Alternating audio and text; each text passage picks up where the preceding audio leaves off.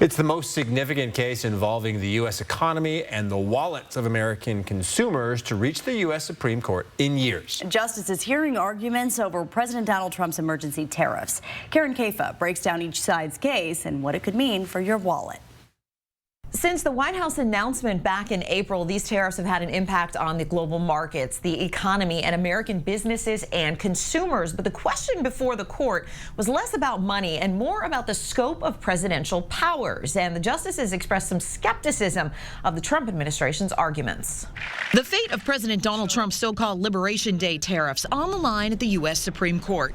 And the White House argument facing some skepticism from conservative justices like Amy Coney Barrett. Can you point to any other place in the code or any other time in history where that phrase, together regulate importation, has been used to confer tariff-imposing authority? The Trump White House has leaned on a 1970s-era emergency law to impose duties on dozens of countries because, they argue, the law allows a president to, quote, regulate importation during emergencies.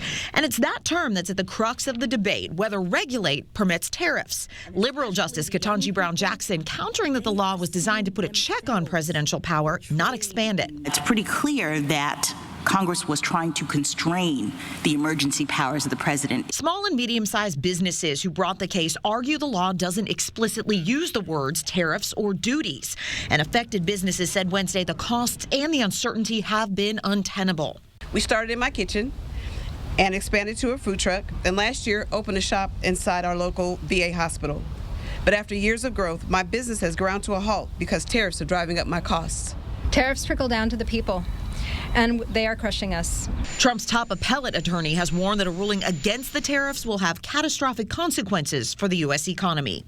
A decision from the High Court is not expected before the holiday shopping season kicks into high gear. And a recent analysis by LendingTree found that consumers and retailers would have faced an extra $40 billion burden on gifts in 2024 had current tariffs been in place. In Washington, I'm Karen Kaifa.